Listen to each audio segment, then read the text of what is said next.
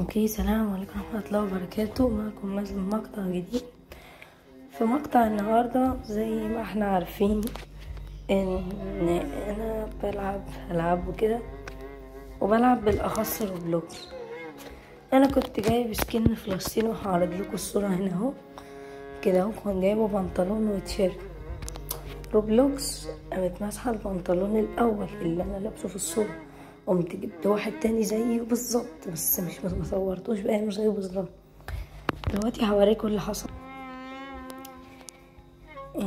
زي ما انتوا شايفين كده روبلوكس شالت وحذفت البنطلون كان ب5 روبوكس. هما ما رجعوليش الروبوكس بتاعي. وقتي ما عادش معايا الا التيشيرت. بصوا لو دخلنا على البانس هنلاقي البنطلونين اللي انا بقول لكم عليهم صورتين هما ممسوحين. بس يعني هل هي كده روبلوكس بتبدأ الحرب ولا لا؟ دي حاجة لحد الآن مش معروفة. لو عرفت اي اخبار جديدة او تفاصيل جديدة عن روبلوكس هعرفكم، عشان اللي بيحصل ده حرام.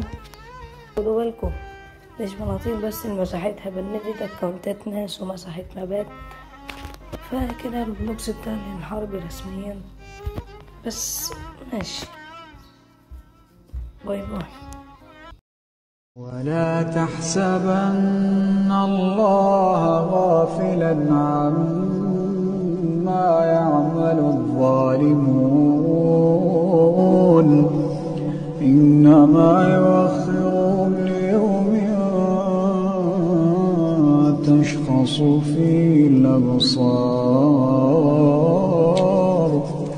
مهطعين مقنعي رؤوسهم لا يرتد إليهم طرفهم وأفئدتهم هواء.